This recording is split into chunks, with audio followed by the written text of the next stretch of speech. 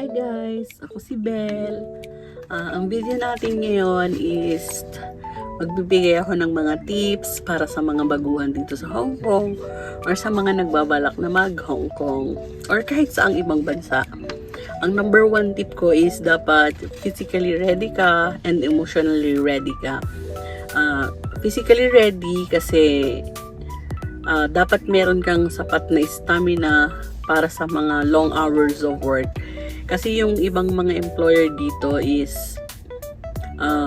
hindi sila masyadong nagbibigay ng mga rest hour, yung mga ibang amo. Tapos yung iba is required na gumising ng mga maaga, tapos mga 12 or 11 na sila natatapos ng trabaho. Alam mo yung iba kasing amo dito is sinusulit nila yung mga binabayad nila sa mga katulong nila. Kaya halos wala na silang mga pahinga na grabe yung patrabaho nila, ganon.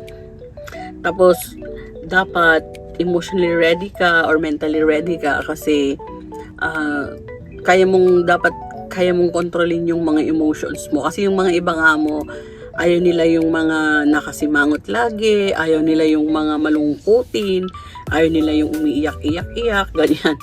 Dapat kasi tayong mga OFW, ang number one na nakakalaban natin is yung homesick. Alam mo yung kapag dumali talaga yung homesick, grabe yung malulungkot ka talaga or hindi mo mapigilang umiyak, ganyan. Kaya dapat alam mong kontrolin yung emotions mo kasi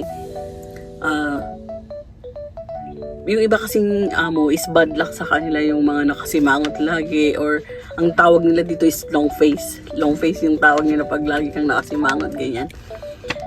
Ang isipin mo lang is dapat alam mo yung goal mo or lagi mong itatak sa isip mo yung reason bakit ka ba nag-abroad, para kanino ba yung sacrifice na ginagawa mo, bakit ka nag-abroad, para ganahan ka na magtrabaho at yun.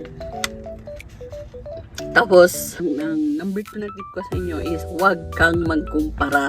Huwag mong ikumpara yung sitwasyon mo sa sitwasyon ng mga ibang katulong dito.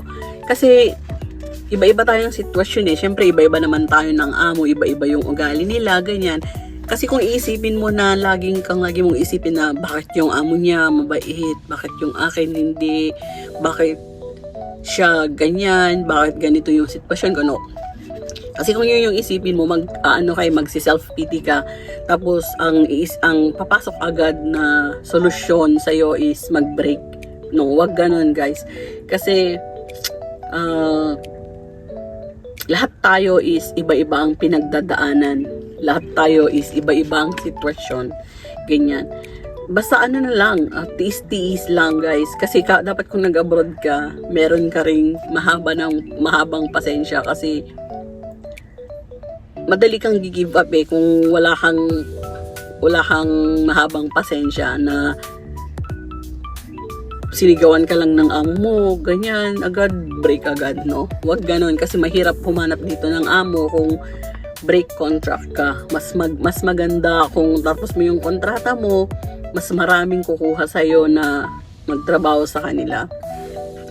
And then, number 3 is dapat piliin mo yung mga magiging kaibigan mo dito. Kasi hindi lahat ng nakikipagkaibigan sa'yo dito is totoo sa'yo. Alam mo yun? Kasi alam mo, yung ibang mga kaibigan dito, sila yung magpapahamak sa'yo. Meron nga akong nabasa dati doon sa isang app na yung mga kaibigan niya, baguhan yung katulong dito. First time niyang mag-statutory holiday.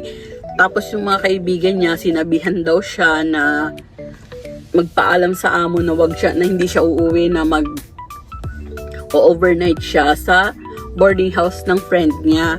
So yung ginawa niya is chinat niya naman yung amo niya na hindi nga siya uuwi. Tapos kasi nga 24 hours daw ang day off, ganyan. Pero yung amo niya is hindi nag-reply.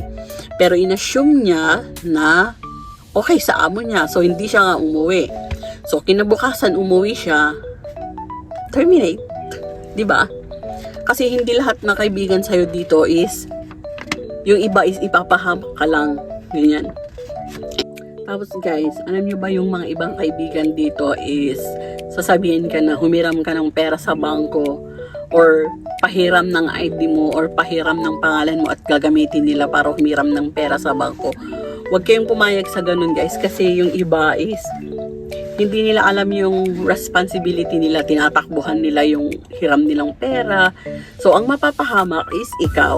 Kaya dapat pag pumunta ka dito, okay makipagkaibigan, pero wag kang magtitiwala ng 100%. Dapat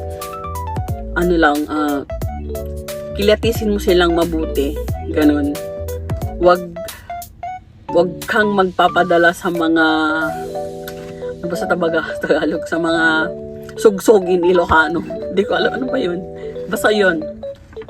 So yun yung mga tips ko sa inyo na dapat physically and mentally ready ka.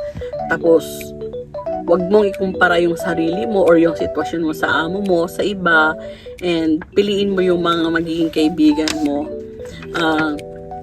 Alam nyo guys, dito sa ibang bansa, sarili mo lang yung pagkakatiwalaan mo ng 100%.